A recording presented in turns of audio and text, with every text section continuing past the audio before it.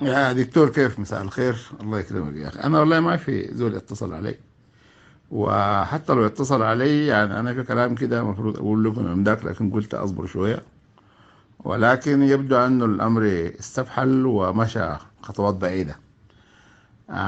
الامر يعني انا بموجبه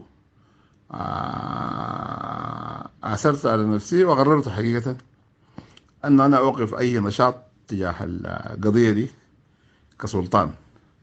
يعني أي عمل أنا بديته لابد أن أوقفه.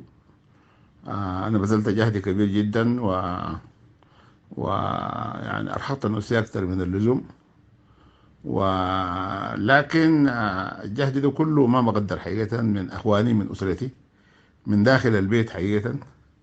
وأنا المعلومات اللي عندي صحيح ما كل أخواني، لكن الطاهر ومعه أسعد ومعه مالك وحاتم ومعهم آخرين. أنا سمعت أنه بعض العقدة برضه معهم، على أساس أنه قال دارين يعني يبدلون أنا ويجيبوا سلطان تاني.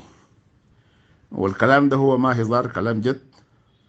والطاهر طبعا هو دي رغبته وعنده مشكلة معي، ومشكلة دي قديمة ما جديدة يعني. فأنا يكون لعلمك، أنت أول زول كلمته، أول زول رجعت له.